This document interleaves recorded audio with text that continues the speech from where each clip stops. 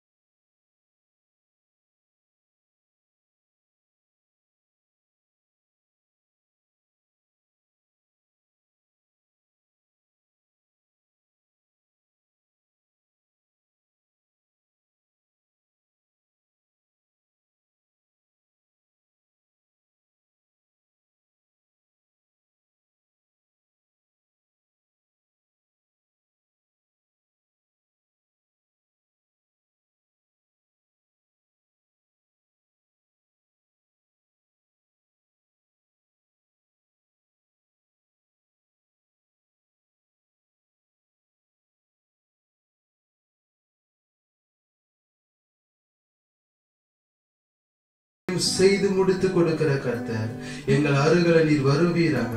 இப்போது எங்க பக்கத்துல வருவீராக. உங்களுடைய பிள்ளைகள் ஆவலாய் காத்து கொண்டிருக்கிறாங்க. என் வாழ்க்கை எப்பொழுது மாறும், எனக்கு எப்பொழுது ஒரு விடிவு உண்டாகும், என் சுகவாழ்வு எப்பொழுது துளிர்க்கும், ஆண்டவர் எனக்கு எப்பொழுது அற்புதம் செய்வார், இந்த உபத்திரவத்தின் நேரத்திலிருந்து யார் என்னை கை தூக்கி எடுக்க முடியும், ஆண்டவர் அற்புதங்களை செய்கிறவராமே, அதிசயங்களை செய்கிறவராமே, அவரை நோக்கி பார்த்தால் ஓ எங்கள் வாழ்க்கை பிரகாசம் அடையுமாமே என்று சொல்லி ஏங்கி தவித்து கொண்டிருக்கிற உங்களுடைய பிள்ளைகளுக்கு உங்களுடைய வார்த்தை இப்பொழுது ஆண்டவர் சொல்லுவீராக. ஏசப்பா, எங்களை தாழ்த்துகிறோம் ஆண்டவரே, உங்க வார்த்தை கடந்து வருவதாக. எங்கள் மீது ஆவியானவர் இறங்குவீராக. எங்க பக்கத்தில் ஆவியானவர் வருவீராக. நீர் பேசுவீராக. எங்கள் வாழ்க்கை மாறட்டும் ஆண்டவரே. துக்கத்தை சந்தோஷமாய் மாற்றுகிற உங்க வார்த்தை இப்பொழுது பேசுவீராக. உள்ளத்துல வெளிச்சம் உதிக்கிற உங்க வார்த்தை இப்போது பேசுவீராக. இயேசுவின் நாமத்தினால் இப்பொழுது ஜெபிக்கிறேன். எல்லா பிள்ளைகளுடைய உள்ளத்தில் இருக்கிற எல்லா துக்கங்கள் மறைந்து போகட்டும்.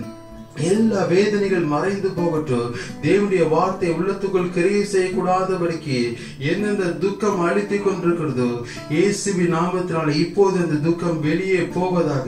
அந்த துக்கத்தை துரத்துகிற இயேசுவின் நாமத்தில் ஒவ்வொரு பிள்ளைகளை விட்டு இயேசுவின் நாமத்தினால துரத்துகிறேன்.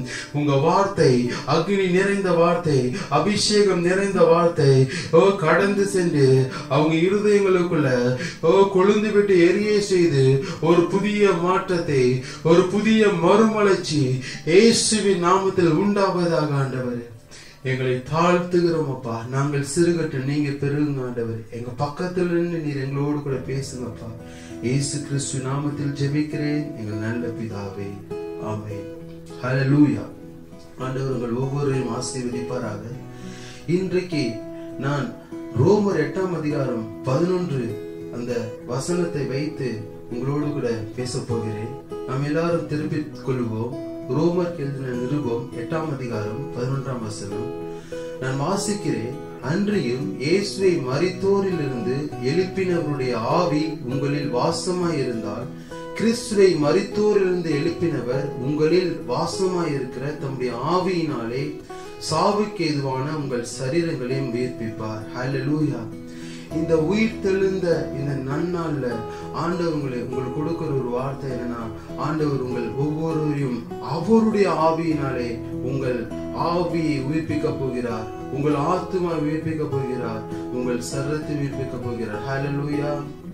பாருங்க, இந்த ஈஸ்டர் என்று சொல்லுகிற போது லத்தீன் கிரேக்க மொழியில பஸ்கா என்று சொல்லுவாங்க, ஆங்கிலத்துல பாஸ் ஓவர் என்று சொல்லுவாங்க. அதனுடைய அர்த்தம் என்ன? கடந்து போதல் என்று அர்த்தம். கடந்து போதல்னா பழைய வாழ்க்கைக்கு ஒரு முற்றுப்புள்ளி வைத்து புதிய வாழ்க்கை ஆரம்பமாகிறது என்று அர்த்தம். அடிமைத்தனத்தின் வாழ்க்கைக்கு ஒரு முற்றுப்புள்ளி வைத்து சுயாதீனத்தின் வாழ்க்கை தொடர்கிறது என்று அர்த்தம். பாவ வாழ்க்கைக்கு ஒரு முற்றுப்புள்ளி வைத்து நீதிமான்களாய் வாழ்கிற ஒரு வாழ்க்கைக்கு ஆரம்பம் என்று அர்த்தம். துக்கத்தின் வாழ்க்கைக்கு ஒரு முற்றுப்புள்ளி வைத்து சந்தோஷத்தின் வாழ்க்கைக்கு சந்தோஷத்தின் வாழ்க்கைக்கு ஆரம்பமாகிறது என்கிற ஒரு அர்த்தமாக இருக்கிறது. ஹல்லேலூயா, ஹல்லேலூயா. இந்த ஈஸ்டர் தின நாளிலிருந்து உங்கள் துக்கத்தை எல்லாம் சந்தோஷமாய் மாற்றி உங்கள் இருதயங்களில் மகிழ்ச்சியை ஆண்டவர் விதைக்க செய்து உங்கள் வாழ்க்கையை பிரகாசம் அடைய செய்ய போகிறார். ஹல்லேலூயா. இயேசு கிறிஸ்துவினுடைய உயிர்த்தெழுதலின் ஆசீர்வாதங்களை நாம் இன்றைக்கு தியானித்து அதிலிருந்து வருகிற அந்த ஆசீர்வாதத்தை நாம் ஒவ்வொருவரும் பெற்றுக்கொண்டு நம் தேசத்துக்கு ஆசீர்வாதமா இருக்கும்படிக்கு ஆவியானவர் நமக்கு உதவி செய்வாராக. ஹல்லேலூயா, ஹல்லேலூயா. அப்போஸ்தலர் 26ஆம் அதிகாரம் 23ஆம் வசனத்தை நீங்கள் வாசிக்கிற போது, தீர்க்கதரிசியும் மோசேயும் முன்னமே சொல்லியிருக்கிறபடியே கிறிஸ்து பாடுபட வேண்டியது என்றும் மரித்தோர் உயிர்த்தெழுதலில் அவர் முதல்வராக சகல ஜனங்களுக்கும் அந்நிய ஜனங்களுக்கும் ஒளியை வெளிப்படுத்துகிறவராக இருக்க வேண்டும் என்று எழுதப்பட்டிருக்கிறது. ஹல்லேலூயா. அவர் எப்படிப்பட்டவராய் இருக்கிறாராம்? உயிர்த்தெழுதலில் அவர் முதல்வராய் இருக்கிறார். நம் ஒவ்வொருவருக்கும் உயிர்த்தெழுதலில் இயேசு முதல்வராய் இருக்கிறார். ஹல்லேலூயா. அவர் உயிர்த்தெழுந்ததுனால அவரை நம்புகிற பொழுது அவரை உயிரோடு கூட எழுப்பினார். அதே ஆவியானவர் இயேசு கிறிஸ்து வருகிற போது கடைசி நாட்கள்ல நம்மையும் ஆண்டவர் உயிரோடு கூட எழுப்புவார். ஹல்லேலூயா. அந்த நம்பிக்கையோடு கூட இந்த வார்த்தையை நாம் கேட்டுக்கொண்டே இருப்போம். ஆண்டவர் நமக்கு உதவி செய்வார். நாம் யாரை நோக்கி பார்க்க வேண்டும் என்றால், நமக்கு ஒரு முன்மாதிரியாக இருக்கிற இயேசுவை உயிர்த்தெழுதலில் முதல்வராகிய அந்த இயேசுவையே நோக்கி பார்க்க வேண்டும் என்று ஆண்டவர் விருப்பப்படுகிறார். பரிசுத்த ஆவியானவர் அதைதான் விருப்பப்படுகிறார். ஹல்லேலூயா. நம் வாழ்க்கையில எப்பொழுதும் இயேசு இந்த உலகத்துல எப்படி உயிர் வாழ்ந்தார், அவர் எப்படி ஊழியம் செய்தார், அவர் எப்படி பாடுகளை சகித்தார் என்று நாம் என்ன செய்யணுமா? அவரே நோக்கி பார்த்து அவருடைய அந்த அடிச்சுவடுகளை நாம் தொடர்ந்து பின்பற்றி அவரே நாம் நோக்கி பார்த்து நம்ம வாழ்க்கையில பிரகாசம் அடைய வேண்டும் என்பதுதான் அவருடைய சித்தமாக இருக்கிறது. ஹல்லேலூயா. முதலாவது நம்ம என்ன செய்யணும் பாருங்க. இயேசு நம்மளுக்கு ஒரு முன்மாதிரியா இருக்கிறார். அவர் தான் இந்த பூமியில முதலாவது உயிர் தெழுந்தார். அதை தொடர்ந்து நாம் எல்லாம் உயிர்ப்பிக்கப்பட போகிறோம் என்ற நம்பிக்கையோடு நாம் இருக்கணும். அது மாத்திரம் இல்லாம நாம் இயேசுவை போல நாம் மாறுகிறவர்களாக இருக்கணும். ஹல்லேலூயா. ரோமர் அதிகாரம் 5ஆம் வசனத்துல இப்படியாக பவுல் சொல்லுகிறார், ஆதலால் அவருடைய மரணத்தின் சாயலில் நாம் இணைக்கப்பட்டவர்களானால் அவர் உயிர்த்தெழுதலின் சாயலிலும் நாம் இணைக்கப்பட்டிருப்போம் என்று பவுல் சொல்லுகிறார். ஹல்லேலூயா. நம்ம எல்லாரும் தேவனுடைய உயிர்த்தெழுந்த வல்லமையின் மீது ஒரு தாகம் இருக்கணும். இயேசுவின் மீது ஒரு தாகம் இருக்கணும். இயேசு எப்படி உயிர் தெழுந்தாரோ அதே போல இந்த பூமியில நாம் உயிர் வாழ்கிற ஒவ்வொரு நொடித்துளிகளும் இயேசுவின் உயிர் தெழுதல் வல்லமை அனுபவித்துக் கொண்டு வாழ வேண்டும் என்கிற ஒரு தாகம் இருக்க வேண்டும் என்று ஆண்டவர் விருப்பப்படுகிறார். ஹல்லேலூயா.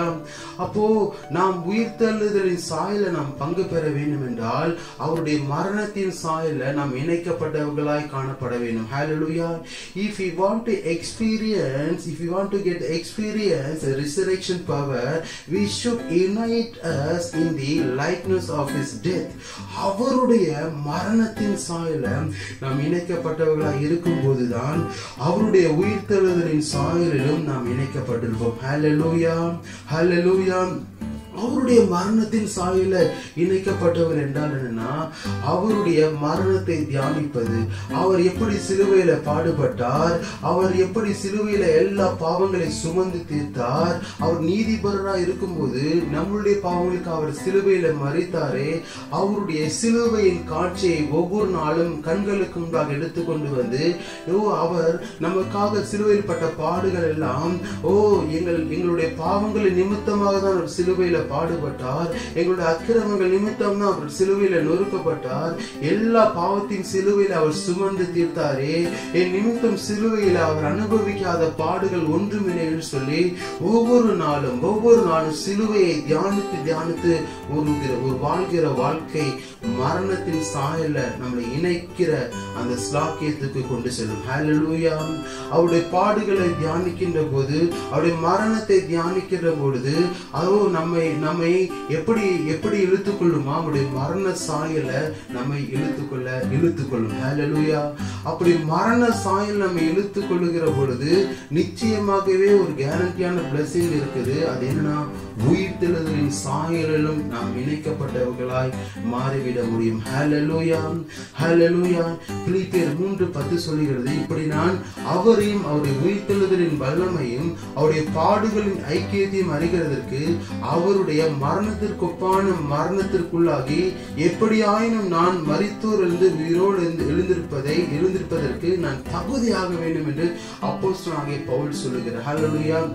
அவர் எப்படி சிலுவையில மரணத்துக்கு தன்னை ஒப்பு கொடுத்தார், தன் சிலுவையில தன் கைகள் கால்கள் ஆணிகள் அடிக்கப்பட ஒப்பு கொடுத்தார், அவருடைய சிரசில எப்படி முட்கீடம் சூழப்பட தன்னை ஒப்பு கொடுத்தார், முள் நிறைந்த வாரினாலே அவருடைய சரத்தை அடிக்கப்பட எப்படி ஒப்பு கொடுத்தாரோ, அது போல நாமும் பாவத்துக்கு நாம் இறந்து நீதிக்கு பிழைக்க வேண்டும் என்பதற்காக சிலுவையில இயேசு எப்படி தன்னையே ஒப்பு கொடுத்தாரோ, அதே போல நாமும் சிலுவையில அப்படி ஒப்பு கொடுக்கிற போது, நம்முடைய வாழ்க்கையை ஒப்பு கொடுக்கிற போது, நம் ஆவி ஆத்மா சரத்தை ஒப்பு கொடுக்கிற போது நாம் நிச்சயமாக சொல்ல முடியும், தேவனுடைய உயிர்த்தெழுதலின் வல்லமையினால நான் நிச்சயமாய் நிரம்பி இருக்க முடியும். ஹல்லேலூயா, ஹல்லேலூயா. அவருடைய மரணத்தின் சாயல்ல பங்கு பெற்றிருக்கிற ஒவ்வொரு பிள்ளைகளும் அவருடைய உயிர்த்தெழுதலின் சாயல்ல நிச்சயமாக பங்கு பெறுவாங்க, நிச்சயமாக பங்கு பெறுவாங்க. இதை கேட்டுக்கொண்டிருக்கிற நீங்க சிலுவையில இயேசு எப்படி தன்னை ஒப்பு கொடுத்தாரோ, அதே போல பாவங்களுக்கு மரித்து நீதிக்கு பிழைக்கும்படிக்கு உங்கள் அவயங்களை ஆவி ஆத்துமா சரங்களை சிலுவையில் ஒப்பு கொடுக்கிற போது அவருடைய உயிர்த்தெழுதலின் சாயல்ல உங்களுக்கு ஒரு பங்கு கிடைக்கும். ஹல்லேலூயா. உங்களுக்கு ஒரு பங்கு கிடைக்கும். ஹல்லேலூயா. அவருடைய உயிர்த்தெழுதலின் வல்லமை ஒவ்வொரு நாளும் நீங்கள் அனுபவித்து சந்தோஷமா பிசாசின் வல்லமைகளை மேற்கொண்டு கர்த்தருக்கு பிடித்த ஒரு வாழ்க்கை உங்களால வாழ்ந்து கொண்டிருக்க முடியும். ஹல்லேலூயா, ஹல்லேலூயா. இந்த ஈஸ்டர் திருநாள் நமக்கு எதை காட்டுகிறது என்றால், நாம் உயிர்த்தெழுதலின் சாயலில் இணைக்கப்பட வேண்டும் என்பதை காட்டுகிறது. இந்த ஈஸ்டர் திருநாள் எதை காட்டுகிறது என்றால், நாம் பாவத்திற்கு செத்து நீதிக்கு பிழைக்கும்படிக்கும் அந்த மரண சாயல பங்கு பெற்று அந்த உயிர்த்தெழுதல் சாயலில் இணைக்கப்படும்படிக்கும் இணைக்கப்படுவதை காட்டுகிறதாகவே இந்த ஈஸ்டர் பண்டிகை இருக்கிறது. ஹல்லேலூயா. ஆண்டவர்கள் ஒவ்வொருவரையும் உயிர்த்தெழுதலின் வல்லமையால் நிரப்பி உங்கள் வாழ்க்கையை உயிர்ப்பிக்க போகிறார். ஹல்லேலூயா.